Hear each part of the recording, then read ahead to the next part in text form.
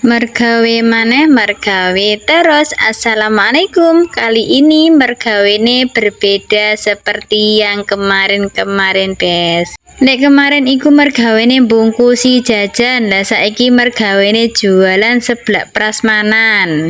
Tapi yo ora mung seblak to, iki aku oleh pesenan empek-empek digawe acara nanggone sekolahan. Lah empek-empek iki mau ora mung digoreng ngene tok, Bes. Iki ana bumbune maneh, ana kuwahe maneh. Nang kuwahe iku rasane ya pedes, kecut, wis pokoke enak.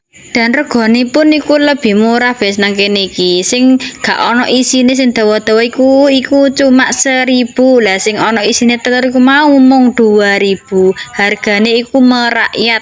Empek-empeke wis digorengi kabeh. Bar ngono kita melanjutkan gunting menggunting. Iki pesenane iku satu porsine njaluk 7.000. Dadi sak porsine iku mau tak isi sing isi telurku loro karo sing 1.000-an tanpa isi iku mang tak kei telu. Dadi pas 7.000. Lah iki pas bojoku nang omah dadi direwangi ya ben cepet ben nang diterno nang nggone sekolahan. Soale iki engko acarane iku jam 09.00 dikon ngeterno nang nggone sekolahan pas jam 09.00. Lah iki mau wis jam 08.30. Dadi karo bojoku diewangi ya ben cepet ben nang diterno nang sekolahan engko selak acarane dimulai. Lah aku iki siap penerima beberapa pesanan ya becek acara opo ae sing njaluk pira wae tetap tak layani. Cek njaluk 5.000, cek njaluk 7.000, terserah sing pesen pira-pira wae tetep tak layani ae.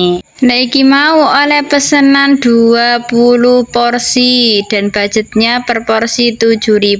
Iki wis tak iris iku kabeh dilanjut dikei timun irisan nang nggone sebelahe. Soale dapat request timune dikondere nang nggone sebelahe dan iki wis mari ngeki timun dilanjut ngekei bumbune empek-empek iku mau tak wadahi plastik didhewekno. Dadi engko nek ape mamlake dioceki disorno nang nggone empek-empeke. Wis mari kuwabe jangan lupa ditutupi, ditata sing rapi, diitung nek wis pas jumlahe dimasukno plastik diterno.